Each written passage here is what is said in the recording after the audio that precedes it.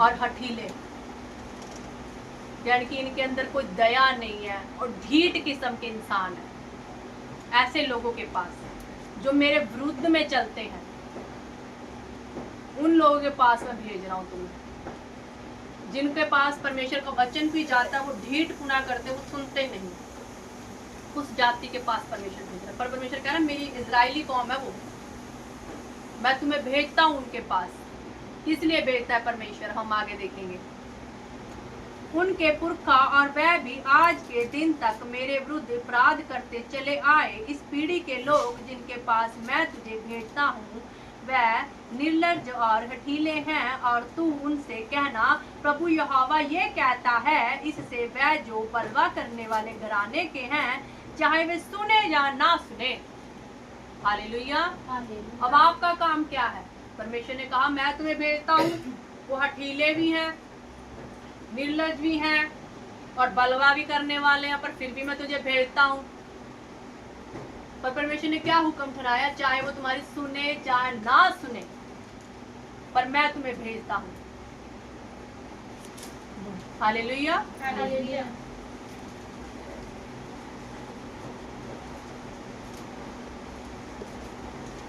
इतना जान लेंगे कि हमारे बीच एक भविष्यवक्ता प्रकट हुआ। हे मनुष्य की संतान, तू उनसे ना डरना, चाहे तुझे कांटों और ऊंट कटारों और बिच्छुओं के बीच में भी रहना पड़े तो भी उनके वचनों से ना डरना। क्या कहते हैं परमेश्वर? चाहे तुम्हें कष्ट उठाना पड़े, तुम्हें कैसे भी क्यों ना रहना पड़े, पर तुम उन लोगों से मत डरना, क्योंकि तुम्हारी दया को मारने वाला, तुम्हारी आत्मा को मारने वाला कौन है? परमेश्वर है। तो कहता है डरना तो उससे डरो जो तुम्हारे, उससे मत डरो जो तुम्हारे शरीर को नाश कर सकता है, उससे डरो जो तुम्हारी आत्मा को भी नाश कर सकता है। तो परमेश्वर क्या कहते हैं? मैं हठीले लोगों के पास भेज रहा हूँ, बलवा करने वाले जो निर्लज्ज लोग हैं, जिनको शर्म नहीं है, उन लोगों के पास मैं तुम्हें भेज रहा हूँ। कहते हैं मैं भेज रहा हूँ, बस सुने चाहे ना सुने, पर फिर भी तुमने उसके पास जाना है और मेरा सुसमाचार सुनाना उसे। तुमने जाना, तुमने अपने दिमाग, अपनी बुद्धि का सहारा नहीं लेना, क्योंकि परमेश्वर नफरत करते उस इंसान से जो अपनी बुद्धि के ऊपर अभिमान करे। अगर तुम बाइबल पढ़ो ना, नीति वचन बुद्धि के ज्ञान की, उसमें परमेश्वर ने स्पष्ट कहा है कि मूर्ख है वो इंसान जो अपनी बुद्धि के ऊपर अभिमान करे। जितना हो सके अपनी बुद्धि का सहारा मत लेना, अपने आप को ज्यादा बुद्धिमान मत समझ लेना, क्योंकि परमेश्वर खेदित मन, अपने आप को तुच्छ समझने वाले, छोटे, अपने आप में मरे हुए इंसान को पसंद करता है। हालेलुया। तो तुम्हें कैसा बनना है? ऐसा इंसान बनना है। ना तो हमें अपनी बुद्धि का सहारा लेना है, ना अपनी बुद्धि पे घमंड करना है, और हमें छोटा बनकर चलना है। कहता तेरी गाल पर एक तरफ कोई थप्पड़ मार दे, दूसरी गाल भी इसके आगे कर दे। परमेश्वर ने ये नहीं कहा कि तू जाकर उसके ऊपर हमला कर दे। तो आज हम देखते हैं बहुत से लोगों के साथ ऐसा कुछ होता है, हम क्रोध होते हैं। देखो ये लोग देखो कुछ बोलते नहीं है, ये लोग कुछ करते नहीं है, ये परमेश्वर में इनको ये नहीं पता, ये चले जाते हैं, इनको वचन नहीं, उनको सब पता होता है। सिर्फ परमेश्वर का हुक्म जो लागू होता है वो उसके मुताबिक वहाँ पर शांत रहते हैं। कि परमेश्वर ने क्या कहा कि बदला लेने वाला मैं हूँ। अगर तुम्हें कोई छेड़ता है, तुम्हें छूता है, तो वो मेरी आँख की पुतली जो है उसे उंगल मारता है और उसका बदला मैं लूंगा। अगर तुम वहाँ पर खुद अड़कर खड़े होकर तुमने उन्हें मारना शुरू कर दिया, परमेश्वर वहाँ पर कोई कार्य नहीं करने पाएंगे। हालेलुया। जो प्रभु यीशु मसीह आज इतनी बड़ी बढ़ियाई के ऊपर है ना, उनको युगां युगों की बढ़ियाई मिली है। तो प्रभु यीशु मसीह भी जब हमला करते, बोलते कुछ, तो आज वो इस जगह पे कभी ना होते, उनका नाम इतना मुबारक ना होता जिसके नाम में आज लोग मांगते हैं। हालेलुया। हालेलुया। तो प्रभु यीशु मसीह शांत रहे। इतने के छोटे बन गए कि उनके मुंह पर थूका गया, उनको थप्पड़ मारे गए, मुक्के मारे गए, कंडों का ताज तक उन्हें पहना दिया गया, उनके वस्त्र पूरी तरह उतार दिए गए, उन्हें कोड़े मारे गए। इतने ज्यादा वो अपने आप में ऐसे चले गए, पता नहीं वो कितने बड़े अपराधी हैं। हालांकि उन्होंने क्या किया था? परमेश्वर के सुसमाचार को बांटा था। पर उसने क्या चाहा था? उसने चाहा था कि मेरा पिता मेरी बढ़ियाई करे। हालेलुया। आज हम अपनी बढ़ियाई खुद ही लेना चाहते हैं, अपनी बढ़ियाई अपने मुंह से आप ही लेना चाहते हैं। कहता तेरी शोभा कोई और करे तो ठीक, पर तू अपने मुख से कभी मत करना। Hallelujah, hallelujah. अपने मुख से कभी मत करना। कोई दूसरा तेरी करे तो बहुत अच्छा है। अगर आप चाहते हो, परमेश्वर के वचन में लिखा है कि मेरे दाहिने हाथ में दीर्घायु है और बाइने हाथ में मेरे धन और आदर है, तो आप दोनों चीज चाहते हो ना, लंबा जीवन भी चाहते हो, धन भी चाहते हो और आदर भी चाहते हो। तो परमेश्वर के वचन में लिखा है कि तू मेरी महिमा कर, तू मेरे सन्मुख चल, मेरे हुक्मों की पालना कर कर चल तू मेरे सन्मुख, तो तू मनुष्य और मेरी दोनों की निगाह में आदर के योग्य होगा। जब तुम परमेश्वर की निगाह में आदर के योग्य आ गए, तो लोग तो तुम्हारा आदर तुम्हारे सन्मुख ऐसे कर देंगे तुम्हारे लिए, तुम खुद हैरान हो गए। तुम्हारी एक कमांड के ऊपर हर एक इंसान काम करेगा। हालेलुया। पर पहले तुम उन लोगों को तो चाहते हो मेरी कमांड के नीचे चले, पर उस परमेश्वर को जो उनके मनों को अंदर तक बदलेगा, उसको रूल फॉलो करके चलना नहीं चाहते, उसके अधीन उसे प्रसन्न कर कर चलना नहीं चाहते। जहां से सारी मशीनरी चलनी है, जहां से फैक्ट्री चलनी है, वहां तो हम जोर नहीं लगा रहे। उस मशीन के ऊपर हम कहाँ जोर लगा रहे? उन मनुष्यों के ऊपर जोर लगा रहे हैं जो वहां पर नीचे काम करेंगे। हम उनके ऊपर क्रोधित हो रहे हैं कि इन्हें रिस्पेक्ट करना नहीं आता, हम इन्हें कुछ बोलते हैं ये सुनते नहीं, ये करते नहीं है। पर जो उनकी अंदर की मशीनरी को चेंज कर सकता है, उनकी बुद्धि को चेंज कर सकता है, उनके दिल में तुम्हारे लिए आदर भर सकता है, उस परमेश्वर के पास हम उस परमेश्वर तक नहीं पहुंच पाते। Hallelujah, hallelujah. तो हमें कहाँ जाना? हम उन लोगों के पास जाना है, चाहे वो कितने भी बड़े मूर्ति पूजक क्यों ना हो, कितने भी क्रोध करने वाले क्यों ना हो, कितने भी कुछ क्यों ना हो। परमेश्वर कहता तू जा, चाहे वो तेरी सुने ना सुने, पर तू जा, मैंने भेजा तुझे, जा। अब तुम हो चर्च में जितने लोग हो, किसी ने कौन सा बूटा लगाया आज तक? मैं तो अपनी चर्च को उतना का उतना ही देखती हूँ। मैं फिर तुम्हें क्या समझती हूँ? तुम बांझ भेड़े हो, तुम बांझ हो, तुमने दिया गर्भ का फल, अभी तक तुमने एक बूटा तक चर्च में नहीं उगाया, तो तुम बांझ हो, तुम बीमार भेड़े हो। समझते हो अपने आप को? बताओ कौन कौन बीमार है? मैं तो सबको बीमार समझती हूँ, सभी बीमार हो। क्यों बीमार हो? अभी तक तुम्हें खुद के युद्ध नहीं लड़ने आए, तो तुम दूसरों को क्या करोगे? जो ये वचन आज पढ़ रहे हैं ना, परमेश्वर ने कितनी हिदायत है, उठ खड़ा हो, मैं तुझसे बात करूंगा। तो परमेश्वर ने रात मुझसे ये बात की कि मेरी चर्च को, मेरे लोगों को बता, उठ खड़ा हो और मुझसे सच बात कर, मैं तुझसे बात करता हूँ। मैं भेजता हूँ तूने उन लोगों के बीच में जो हठीले भी हैं, जो झगड़ा भी करते हैं, जो बलवा भी करते हैं, निर्लज लोग हैं, जो तुच्छ लोग हैं, मैं उनके बीच में भेजता हूँ। चाहे वो तेरी सुने ना सुने, पर तू जा। पर कब सुनेंगे? जब तुम अनुग्रह में भरे होगे। पर जब तुम शरीर में जाकर उन्हें प्रचार करोगे, उन्होंने क्या सुनना तुम्हारा?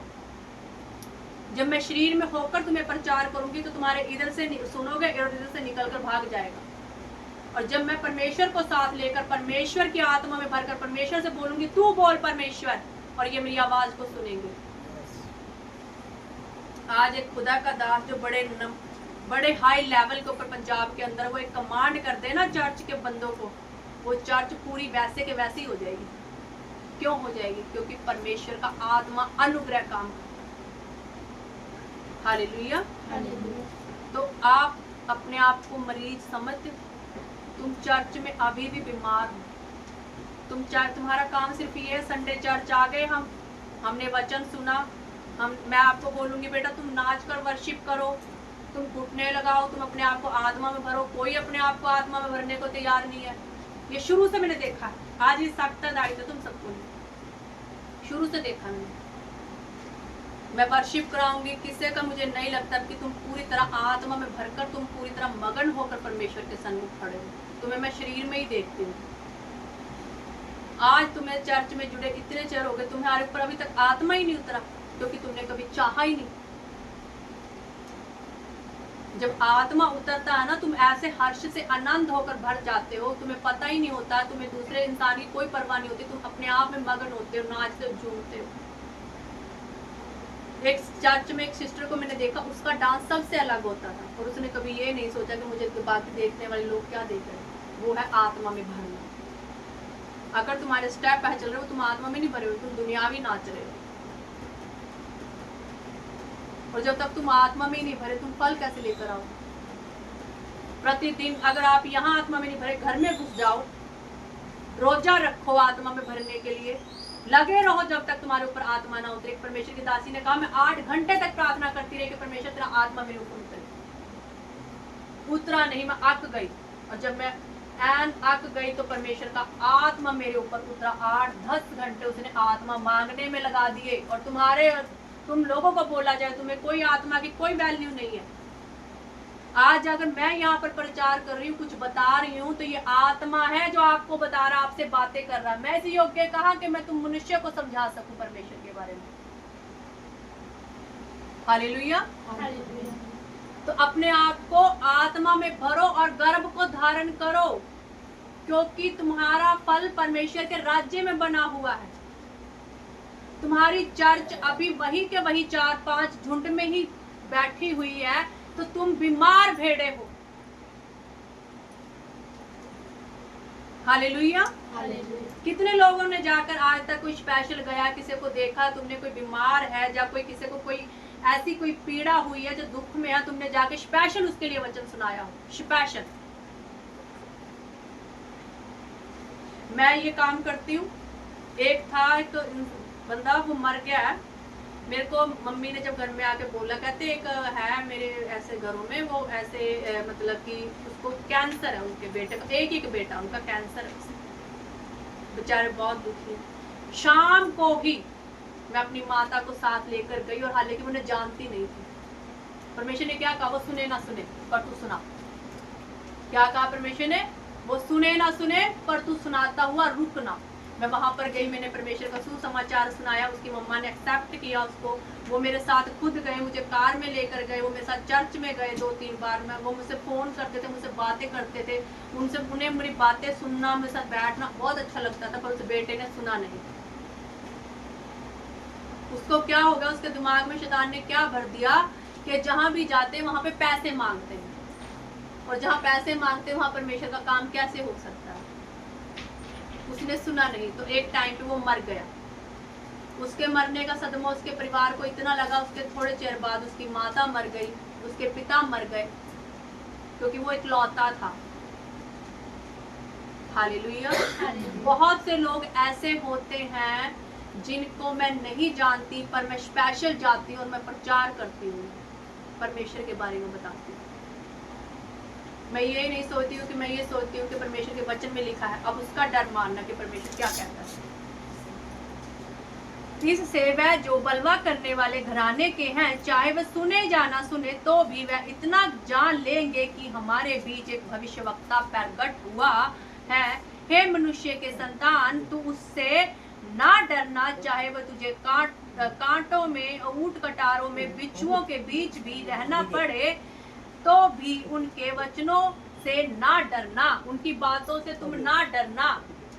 हालेलुया। क्या कहता है? उनकी बातों से तुम ना डरना, वो चाहे कुछ भी करे।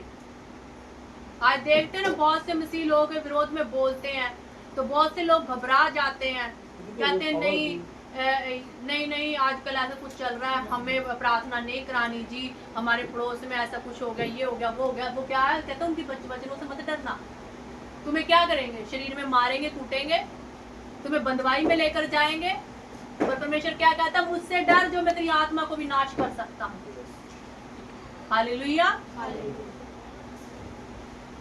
यदि वह विद्रोही घराने के हैं, तो भी ना तो उनके वचनों से डरना, और ना उनके मुंह देखकर तेरा मन कच्चा हो। हालेलुया। कहता तेरा मुंह कच्चा ना हो, उनको देखकर सिर्फ तेरे अंदर डर भय परमेश्वर का होना चाहिए, क्योंकि वचन में लिखा है यहोवा का भय बुद्धि की शुरुआत है, और यहोवा का भय तुम्हारा जीवन देने वाला है, जीवन का मूल वृक्ष है। तो हमारे अंदर किसका भय होना चाहिए? जो हमें जिंदगी दे जाए। क्या हमें उसका भय होना चाहिए जो हमें जीवन नहीं, हमें मृत्यु की ओर लेकर जाए? हम शरीर की मृत्यु से डरते हैं, पर आत्मा की मृत्यु से नहीं डरते। हालेलुया। हालेलुया। इसीलिए चाहिए वे सुने या ना सुने, तो भी तू मेरे वचन उनसे कहना, वह बड़े विद्रोही हैं।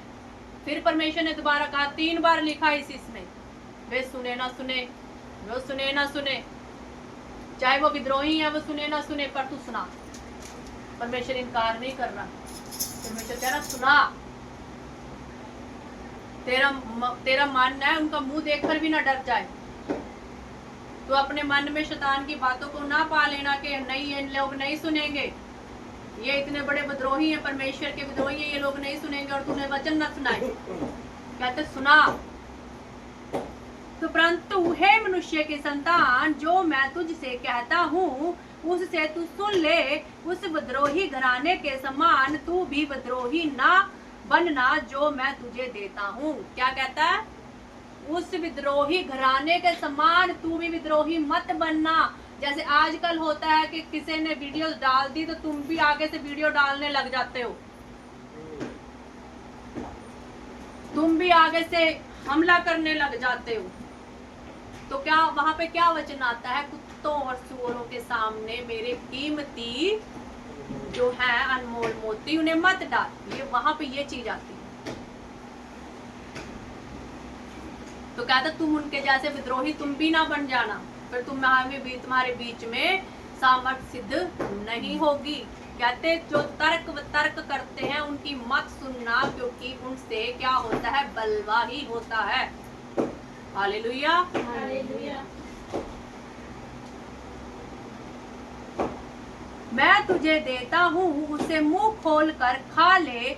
तब मैंने दृष्टि की और क्या देखा कि मेरी और एक हाथ बढ़ा हुआ आया। परमेश्वर कहता है मैं तुझे एक पुस्तक देता हूँ, तू उसे खा ले, तू उसे खा ले। और क्या कहता है? मेरे सामने एक हाथ बढ़ा हुआ आया और एक पुस्तक है, उसको उसने मेरे सामने खोल कर फैलाया और वह दोनों ओर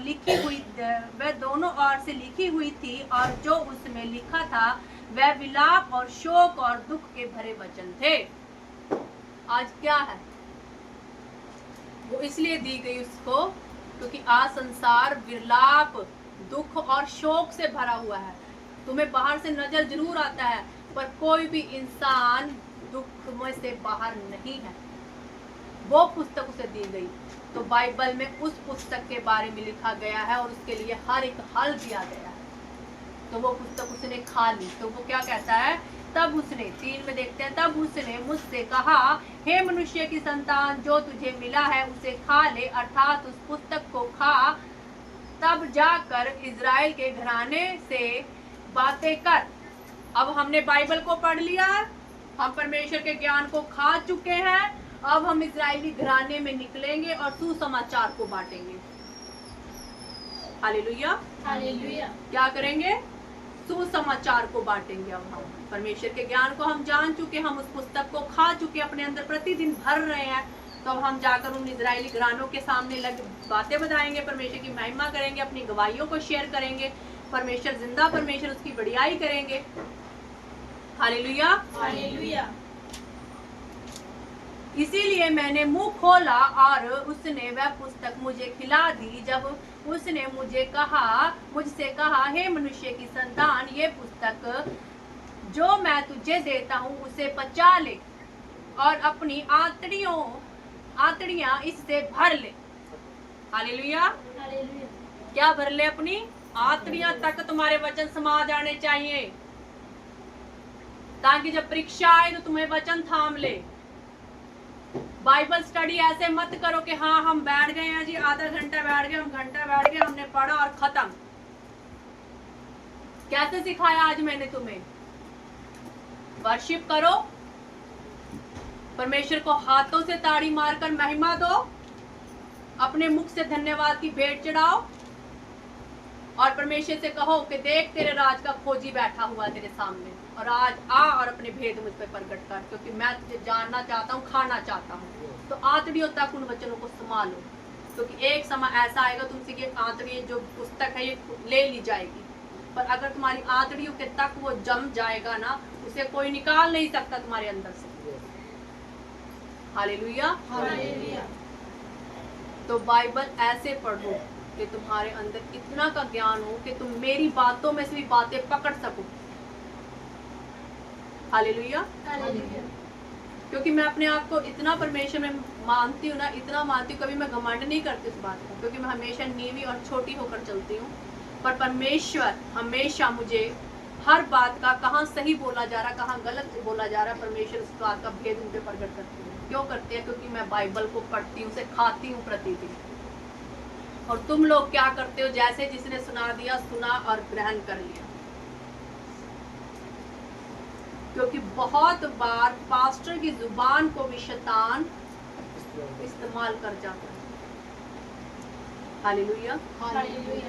मैंने एक चीज बोली थी ना कि एक बार एक पास्टर ने मुझे थप्पड़ मारा था दुष्ट आत्मा के, जब मैं ग्रसित थी, तो मैंने उसको पीछे मुड़कर कभी नहीं देखा, क्योंकि मैंने क्या, मेरे दिमाग में आया कि जो बाबे करते हैं वो पास्टर भी करने लगे, है ना।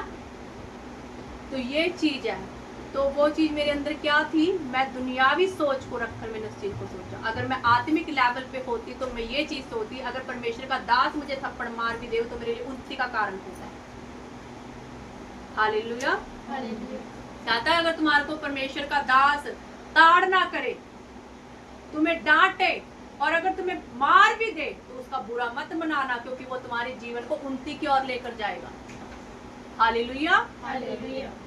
तो इसलिए जो क्या करता शैतान, हमें भरमा जाता है। पर कब भरमाता है? जब हम दुनियादारी में हमारा ध्यान लगा हुआ है। हालेलुया। तो आज का टॉपिक समझ आ रहा सबको? क्योंकि जब मैं वचन देती हूँ, मैं खुदा में विश्वास करती हूँ, खुदा बहुत गहरे भेद प्रकट करता है जो कि मुझे खुद को नहीं पता होता।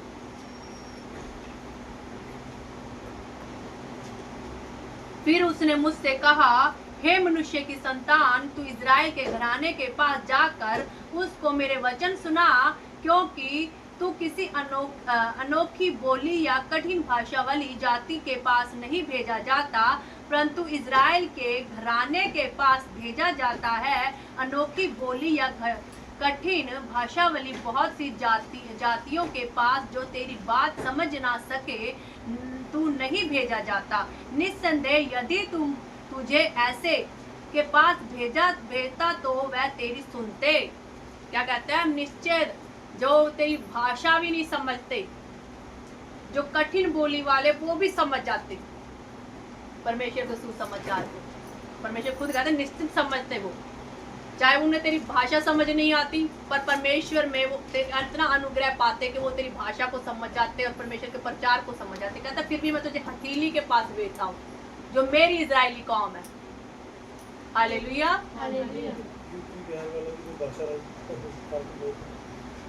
निस्संदेह यदि मैं तुझे ऐसे के पास भेजता हूँ तो वह तेरी सुनते, परंतु इजराइल के घराने वाले तेरी सुनने से इनकार करेंगे, वह मेरी भी सुनने से इनकार करते हैं। हालेलुया। क्या कहता है परमेश्वर? वे तेरी सुनने से इनकार करेंगे क्योंकि वह मेरी भी सुनना नहीं चाहते। जब परमेश्वर खुद कहते हैं वो मेरी भी सुनना नहीं चाहते, तो तेरी कहां से सुन लेंगे वो? तो अभी जो पीछे हमने देखा, क्या बोलता, कहते हैं भी मैं ऐसी भाषा वाले कठिन भाषा वाली जिनकी भाषा भी तू नहीं समझता उनके पास भेजता, निश्चिंत वो समझ जाते। तो आज मैं कॉन्फ्रेंस कॉल हमारे चलती है, तो हमारे पास कॉन्फ्रेंस कॉल में जो मेरी यहाँ की टीम है, एक बार भी फोन नहीं आता। और जो ग्रुप में जुड़ते हैं या उनका भी नहीं आता। अगर पास्टर जी फोन लगाएंगे तो फोन अटेंड होगा। उन्होंने एक बार भी फोन कर नहीं बोलते कि पास्टर जी आज मीटिंग स्टार्ट नहीं हुई, इतना टाइम हो गया। और जो जिनकी भाषा हम नहीं समझते, जिनकी भाषा हमें कई बार समझ भी नहीं आती, वो लोग 8:30 बजे, उनको 9 बजे का बोलते हैं, रोज 9 बजे फोन करेंगे, 9 बजे फोन करेंगे, पर वो 8:30 बजे शुरू हो जाते हैं फोन करना। इतना हमें तंग कर देते हैं वो। तो हमें कई बार खुशी होती है, इतनी भूख प्यास होनी चाहिए आप सबके अंदर भी। और सुबह 4-5 बजे फोन करते हैं, और सुबह मॉर्निंग में उनका 4-5 बजे फोन आना स्टार्ट हो जाता है। वो हमारा अलार्म है, वो लोग हमारा अलार्म है। हम तो खुद लेट सोते हैं, सुबह जल्दी उठा देते हैं। सुबह ही फोन स्टार्ट, पास्टर जी, पापा जी, माई, उनका ये चलता, सारा दिन चलता उनका। छोटी छोटी बात में फोन, पास्टर जी ये चीज, पास्टर जी ये चीज। तो ये क्या है? ये है परमेश्वर के प्रति प्रेम। वो पास्टर को नहीं कर रहे हैं, परमेश्वर की भूख प्यास है उनमें। Yes. हालेलुया। तो आप सब में क्या है जो इतना नजदीक होकर वचन सुन रहे हैं, इतना नजदीक बैठकर वचन सुन रहे हैं, और जो इतनी दूर बैठकर सुन रहे हैं, कितना अंतर है। जमीन आसमान का अंतर आपने पेश किया। इतनी दूर की भेड़ें बैठी हुई गर्भ धारण कर ले और नजदीक की बैठी हुई भेड़ गर्भ धारण ना करे अभी तो भी एक दो आदमी फोन पे टच है, अभी भी चीज सुन रहे हो। हाँ? कितनी डीपली बात आज आपको आपके खुद की कमी बताई गई है कि इतनी दूर की, इतने किलोमीटर की दूरी पर 3 दिन का रास्ता एक साइड में और फोन पे प्रचार सुनने के द्वारा इतने लोगों को जोड़ दे, बिना पास्टर के जाए, सिर्फ फोन पे सुसमाचार सुनते हैं।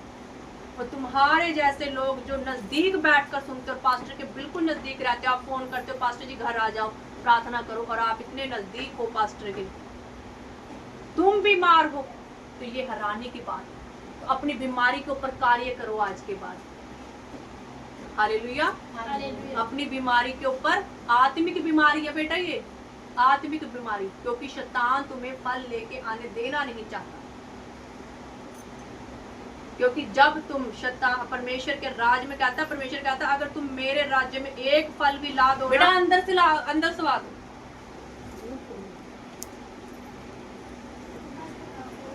जो चकमक पत्थर से भी कड़ा होता है, इसीलिए तू उनसे ना डरना और ना उनके मुंह देखकर तेरा मन कच्चा हो। परमेश्वर ने फिर से यही बात की है। जो चकमक पत्थर क्या होता है? एक तो तीखा पत्थर होता है जिससे इंसान को मार भी दिया जाता है। तो कहता है उससे मत डरना, उनके मुंह को देखकर तेरा मन कच्चा ना हो जाए। तो उनसे डर ना जाना कि तुझे मार डालेंगे, क्योंकि प्रभु यीशु मसीह को जब मारने के लिए लोग आए, उन्होंने योजना बनाई कि हम पत्थर पहाड़ से गिरा दे, तो प्रभु यीशु कब गायब हो गए उनके बीच में से, भीड़ में से, उनको पता ही नहीं चला। तो यही चीज है, परमेश्वर तुम्हें कब उनकी भीड़ में से तुम होते हुए भी उनके सामने से नजरअंदाज कर दिए जाओगे, तुम्हें पता नहीं चलेगा। क्योंकि अभी पिछले बार मैंने एक, जैसे गगन के डैडी उन्होंने बताया था कि वो एक कमरे में ऐसे छुप गए थे और जो लोग थे वो आए, उन्होंने ढूंढा और वो फिर भी नहीं मिले।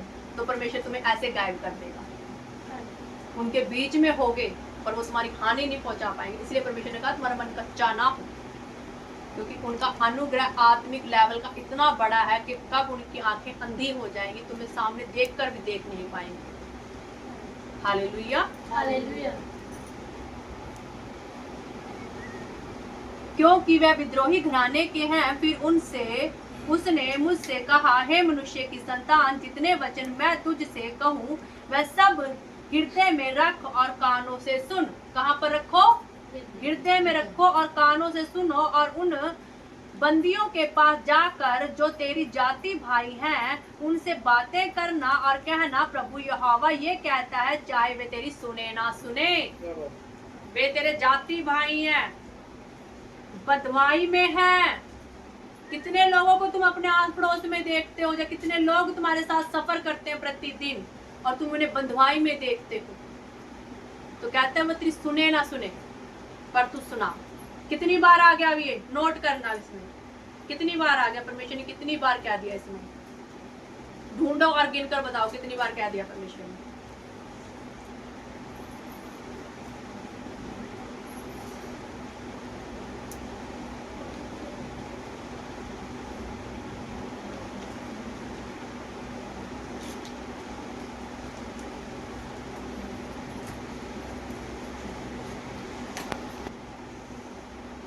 और कोई?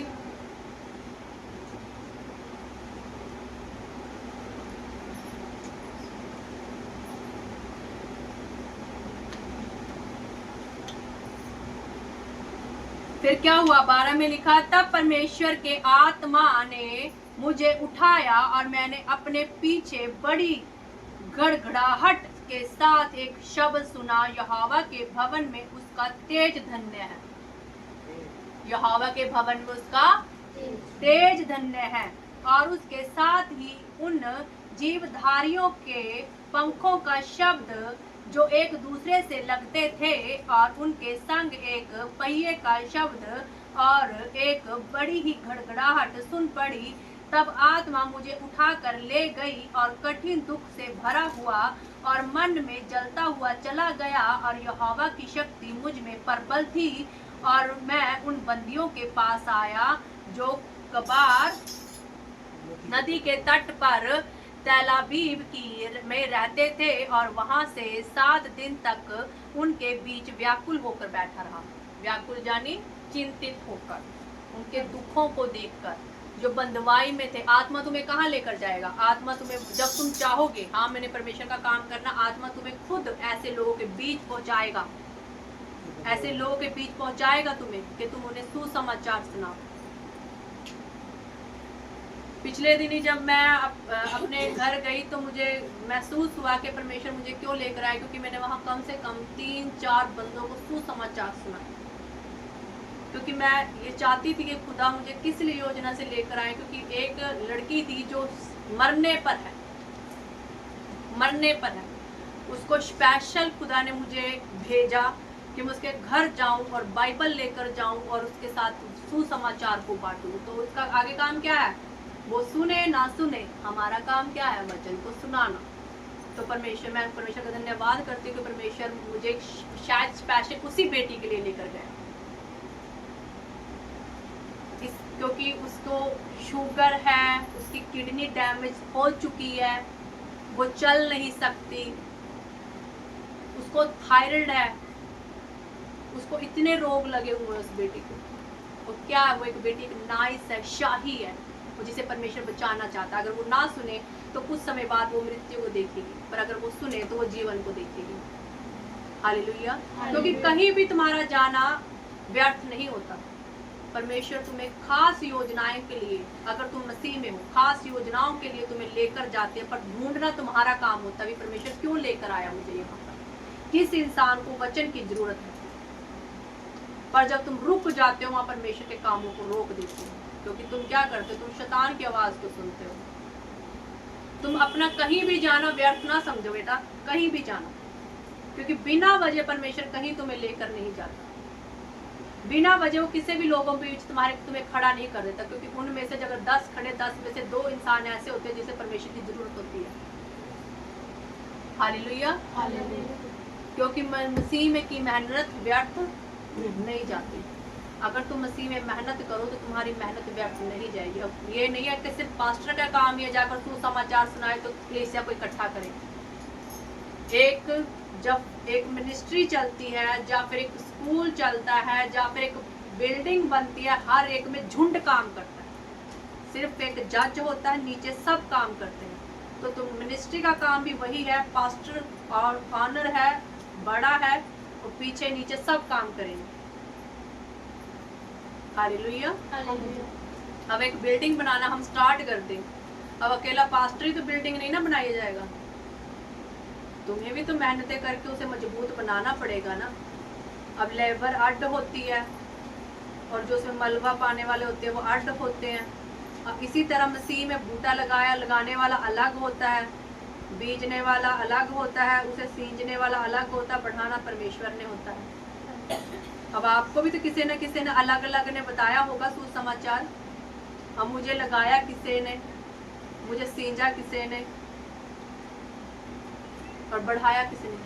परमेश्वर ने। तो वही चीज आपकी है, वो सुने चाहे ना सुने, तुम चिंतित होकर, तुम मन में दुख लेकर उनके प्रति कि वो भी आजाद हो जाए, वो भी आजाद हो जाए, तुम परमेश्वर के वचन को लेकर पहुंचो। हालेलुया। देखते हो बहुत सी मिनिस्ट्रियों में इवेंजलिस्ट टीम काम करती है, वो पर्चे लेकर पहुंचती है, घर घर पहुंचती है परमेश्वर के वचन को सुनाने के लिए। बहुत बार उनके साथ ऐसा भी होता है कि जो लोग होते हैं घरों में से निकल आते हैं, उनके खिलाफ हो जाते हैं, उनके खिलाफ बोलते हैं, पर फिर भी टीम रुकती नहीं है। क्यों जाते हैं? क्योंकि उन्हें पता है कि हमें परमेश्वर का काम करना है। कहता है जो अंत तोड़ी सहेगा वही बचाया जाएगा, और जिसने सहा ही नहीं वो क्या बचाया जाएगा। सहना जरूरी है मसीह में। हालेलुया। फिर आगे देखते हैं, 7 दिन के व्यतीत होने पर यहोवा का यह वचन मेरे पास पहुंचा, हे मनुष्य की संतान, 7 दिन बीत चुके उनके बीच में। जब वो तट पर आया, नदी के तट पर आया है, तो 7 दिन बीत गए उन लोगों के बीच में। तो फिर परमेश्वर का फिर से वचन आया। तो परमेश्वर कहता है, हे मनुष्य की संतान, मैंने तुझे इजराइल के घराने के लिए पहरुआ नियुक्त किया है। क्या किया है? समझ आ रहा है ये क्या है शब्द? पंजाबी में क्या लिखा है? पहरुआ को पंजाबी में क्या लिखा है? आदमी दे पुत्र मैं तेनू इस्राएल दे घराने लई राखा बनाया है। हालेलुया। क्या बनाया तुमने? राखा। हर एक राखा है अब। कल पास्टरी राखा नहीं है, हर एक राखा है अब। किसके लिए? इजराइल के घराने के लिए। जब सिक्योरिटी गार्ड बैठ जाता है तो उसके ऊपर कितने लोगों की जिम्मेदारी होती है, कितने घरों की जिम्मेदारी होती है। अब तुम्हें सिक्योरिटी गार्ड बनाकर बैठा दे और हाथ में बंदूक भी ना दे तो तुम क्या राखी करोगे? पहले तो तुम खुद ही मर जाओगे। तो इसलिए अपने आप को पहले झिलम लो, टोप पहनो, मिलाप की जुत्ती को लो, आत्मा की ढाल को लो, फिर चलो सुसमाचार सुनाने के लिए परमेश्वर को साथ लेकर। अगर तुम शरीर में जाओगे तो किससे ने तुम्हारा वचन सुनना? इधर से सुनेंगे, इधर से निकाल देंगे। पर जब तुम आत्मा में भरकर कि परमेश्वर मैं ना बोलूं तू बोले, और आज मैं जाऊं तो मैं फल लेकर आऊं, तो फल आएगा और निश्चिंत आएगा। हालेलुया। अब तुम बीज कहाँ बीजोगे? जिस चर्च में तुम आ रहे हो, जिस चर्च का तुम फल खा रहे हो, जिसके साथ तुम जुड़े हुए हो, आत्मा में बढ़ रहे हो, उसी में ही तुम्हें बीजना होगा। क्योंकि बहुत से ऐसे चर्च के बच्चे होते हैं, वो क्या करते हैं, जा कहीं और रहते हैं और बीज कहीं और बीज रहे होते हैं। किसी और को गाइड करेंगे, इंसान को कहीं और का चर्च का बता देंगे।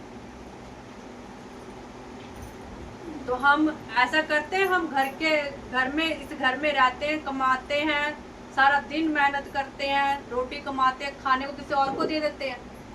नहीं ना करते, अपने घर में ही लेके आते हैं ना। तो चर्च भी हमारा वो घर है, वो परिवार है। जब एक स्त्री बांझ होती है, उसे कितने तानों के साथ गुजरना पड़ता है। उसका पति भी उसकी चाह नहीं करता। बहुत कम होते हैं जो पति इस चीज की वैल्यू को समझते हैं, पर बहुत से पति ऐसे होते हैं, उससे ईर्ष्या, जलन होने लग जाती है उस स्त्री के साथ। तो तुम क्या हो? तुम मसीह में परमेश्वर की वो दुल्हन हो। तो तुम चाहते हो तुम वो दुल्हन बनो जो परमेश्वर में बांझ हो, जो आत्मिक फल ही ना लेकर आए। तुम्हारा दूल्हा कौन है? यीशु मसीह। तुम्हारी आत्मा का दूल्हा कौन है? यीशु मसीह। और आत्मा में फल लाना भी जरूरी है। तो मन भावनी दुल्हन कौन है? जो गर्भ का फल लेकर आती है, वंश को बढ़ाती है। हालेलुया। आज का समझ आ रहा ना सबको वचन? भी हम बांझ नहीं बनना, क्योंकि हम यीशु मसीह की आत्मिक दुल्हन है। आत्मिक दुल्हन है तो आत्मिक फल भी लेके आना पड़ेगा। अगर शरीर वाला इंसान पसंद नहीं करता अपनी दुल्हन को, वो उसके साथ वैर बांध लेता, उसकी शर्मिंदगी बन जाती है वो, तो तुम भी परमेश्वर के लिए शर्मिंदगी बन जाते हो। हालेलुया। तो क्या कहता है? जो टानी मुझ में फल नहीं देती, एक समय आता है मैं उसे काट कर अपने आप से अलग कर देता हूँ, पर मैं उसे छांटता हूँ जो फल देती है, उसे और बढ़ाता हूँ ताकि वो और फल लेकर आए, और ग्रेस उसे देता हूँ, और उसके जीवन में कार्य करना शुरू करता हूँ, और उसके लिए रास्ते खोलता हूँ ताकि वो और फल लेकर आए। उसके लिए रास्ते पदरे करता चलना जाता हूँ। हालेलुया। तो कहता है आगे, नियुक्त किया है तू मेरे मुंह की बात सुनकर उन्हें मेरी ओर से चेतावनी देना। जब मैं दुष्ट से कहूँ तू निश्चय मरेगा, और यदि तू उसको ना चिताए और ना दुष्ट से ऐसी बातें कहे जिससे वह सचेत हो जाए हो और अपना दुष्ट मार्ग छोड़कर जीवित रहे, तो वह दुष्ट अपने अधर्म में फंसा हुआ मरेगा। क्या कहता है परमेश्वर का वचन? कि अगर मैं उससे कहूं कि तू दुष्ट को जाकर वचन सुना और तू ना सुनाए, और तू कहे उससे भी तू मरने वाला है, परमेश्वर में आ जा, तू परमेश्वर के राज को जान ले, तो क्या कहता है, अगर वो तेरी सुने तो भी ठीक है, अगर ना सुने, जो अगर वो सुनेगा तो बच जाएगा, नहीं सुनेगा तो मर जाएगा। पर हमारे लिए क्या नियुक्त होता है इस चीज में, वो चीज सुने आप। कहता है निश्चित मरेगा यदि तू उसको ना चिताए, यदि तू उसको ना चिताए और ना दुष्ट की ऐसी बात कहे जिससे कि वह सचेत हो, भी तू उसे आगाह ना करे परमेश्वर के बारे में कि वो सचेत हो जाए, परमेश्वर का डर भय उसके जीवन में आ जाए और ना चिताए। तो क्या कहता है कि दुष्ट से ऐसी बात कहे कि जिससे वे सचेत हो जाए और दुष्ट मार्ग छोड़कर जीवित रहे, वो अपना बुरा रास्ता छोड़कर परमेश्वर में तौबा माफी मांगकर परमेश्वर में चलने लगे और वो जीवित रहे। और कहता कि तू वह दुष्ट अपने अधर्म में फंसा हुआ मरेगा। अगर वो ना आए परमेश्वर में तो वो अपने अधर्म में ही समय से पहले ही मृत्यु को ग्रहण कर लेगा। Hallelujah, hallelujah. परंतु उसके खून का लेखा मैं तुझी से लूंगा। तूने नहीं चिताया और वो उसी पाप में मर गया, तो परमेश्वर क्या कहता है, फिर मैं उसका लेखा तुझसे लूंगा कि तू उसकी हत्या का मृत्यु का जिम्मेदार तू है। अब तुम्हारे सामने कोई ऐसा इंसान हो जो नशे में जकड़ा हुआ है, जो कर्जे में डूबे हुए हैं, जो विचार में डूबे हुए हैं, पाप बहुत तरह के हम सब जानते हैं, और हम उसे चिताए ना, परमेश्वर के बारे में बताए ना, और एक समय आए वो इंसान मर जाए और फिर उसका लेखा किसके साथ लिया जाएगा? हम सब के साथ लिया जाएगा कि तुमने उसे बताया नहीं। Hallelujah, hallelujah. फिर आगे क्या कहता है, और वह अपनी दुष्टता और दुष्ट मार्ग से ना फिरे तो वह तो अपने अधर्म में फंसा हुआ मर जाएगा, परंतु तू अपने प्राण को बचाएगा। वो तो मर जाएगा अपने अधर्म में, पर तुमने उसको सुसमाचार सुनाया था, पर परमेश्वर कहता तू अपने प्राणों को बचा लेगा, अपनी जिंदगी को बचा लेगा, परमेश्वर के आगे सिद्ध हो जाएगा। फिर क्या कहता, जब धर्मी जन अपनी धार्मिकता से फिर कर कुटिल काम करने लगे और मैं उसके सामने ठोकर रखूं तो वह भी मर जाएगा। कहता अगर धर्मी जन, अब तुम परमेश्वर में चल रहे हो और तुम पीछे मुड़ जाओ और गलत मार्गों पर चलने लगो, तो परमेश्वर क्या कहते हैं, मैं खुद उसको ठोकर खिलाऊंगा, मैं उसके आगे ठोकर रखूंगा और वो मर जाएगा। तो अब उसने कितने भी धर्मी काम किए हो, कितना भी उसने अच्छा किया हो, अच्छा बीजा हो, अच्छे फल लेकर आया हो, लोगों को लेकर आया हो, सब कुछ अच्छा किया हो, पर वो अपने मार्ग से भटक चुका है। अब एक इंसान, क्योंकि मैं क्या करती हूँ, परमेश्वर ने मेरे अंदर एक चीज हमेशा से रखी है, हमेशा से, और मेरे को कभी उस चीज के लिए एहसास भी नहीं हुआ आज तक, क्योंकि मैं उस चीज को मानती, जो आत्मा मुझे कायल करता, मुझे पता होता है मैं क्या गलत कर रही हूँ, क्या सही कर रही हूँ। पर जब मुझे आत्मा कायल नहीं करता, मुझे पता होता है कि मैं सही हूँ। तो परमेश्वर मैं क्या समझती हूँ, मैं सबसे ज्यादा मैं उन लोगों से चिढ़ती हूँ जो परमेश्वर में आकर, परमेश्वर को जानकर, परमेश्वर के वचनों को जानकर, परमेश्वर में रोजा रखकर, सब कुछ जानकर और गलतियां करते हैं, वो मेरे लिए कुछ मायने नहीं रखते, चाहे वो कितने भी बड़े ओहदे पे क्यों ना हो, वो मेरे लिए कुछ मायने नहीं रखते। क्यों, क्या परमेश्वर ने खुद, परमेश्वर बोल रहे इस बात कि धर्मी जन अपने रास्ते से भटक जाए तो मैं उसके आगे ठोकर रखूंगा और वो मर जाएगा। परमेश्वर ने उसके धर्म के कारण नहीं कहा, इसने धर्म का कार्य किया था, इसने इतनी रूहें बचाई थी, इसने ये किया था, इसने वो किया था, परमेश्वर ने उसको सब खत्म कर दिया। किसको याद रखा? उसके पाप को याद रखा परमेश्वर ने। तो क्या कहते हैं, क्योंकि तूने जो उसको नहीं चिताया, कहते अब वो धर्मी जन जरा भटक गया रास्ते से, अब तू उसको भी तूने नहीं चिताया, उसे तूने कोशिश नहीं की भी मैं इसको मोड़ कर लेकर आऊं, इसे बताऊं परमेश्वर के बारे में, तू वापस मुड़ा। तो कहते तूने उसे नहीं चिताया, तो इसीलिए वह अपने पाप में ही फंसा हुआ मरेगा, और जो धार्मिकता के कर्म उसने किए हो उनकी सुधि ना ली जाएगी। उसने चाहे जितने मर्जी अच्छे कर्म किए हो, जितने मर्जी परमेश्वर के सुसमाचार को बांटा हो, जितनी मर्जी उसने रूप चाहिए हो, चाहे वो आज भी परमेश्वर के लेवल पे खड़ा होकर जितना मर्जी ले हैंड कर रहा हो, जितना मर्जी सुसमाचार बांट रहा हो, परमेश्वर के काम कर रहा हो, परमेश्वर कह रहा पर उसके पाप के कारण उसकी सुधि ना ली जाएगी, उसके धार्मिकता के कारण। नहीं ली जाएगी उसकी सुधि, क्योंकि वो पाप ही उसके जीवन में क्या बन गया, फाही बन गया। हालेलुया। पर उनके खून का लेखा मैं तुझसे लूंगा। तो इसलिए हमें उस इंसान को भी एक बार परमेश्वर का सुसमाचार फिर से देना है, फिर से उसके लिए प्रार्थना करनी है, घुटनों पे जाना है कि परमेश्वर इसे बचा ले। नफरत नहीं करनी, उसके लिए प्रार्थना करनी कि परमेश्वर से बचा ले, फिर से इसके मन को कायल कर, जो ये पीछे मुड़ा फिर से तुझे मोड़ कर लेकर आ। हमें उसको बताना, उसके पास भी फिर सुसमाचार लेकर पहुंचना। अगर वो तेरी सुने तो ठीक, ना सुने तो ठीक, तो पर हम अपनी जान को बचा लेंगे। पर परमेश्वर कहता है पर उसके धर्म के किए हुए काम नहीं गिने जाएंगे, उसका पाप गिना जाएगा। क्यों गिना जाएगा? क्योंकि उसने परमेश्वर को जाना है, सच्चाई का मार्ग उसके ऊपर प्रकट हुआ, उसने सच्चाई को जानकर वो खुद जाकर शैतान की फाही में गिरा है। हालेलुया।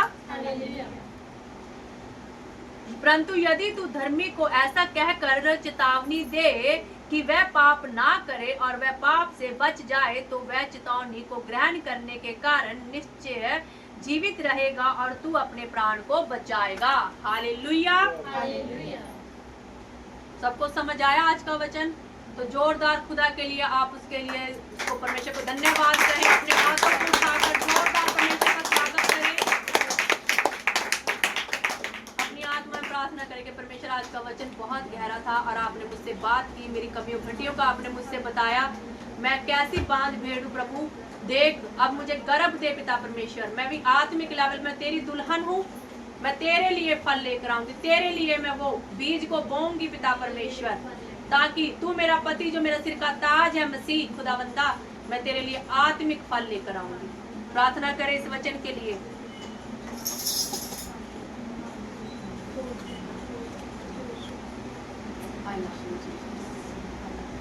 Thank you.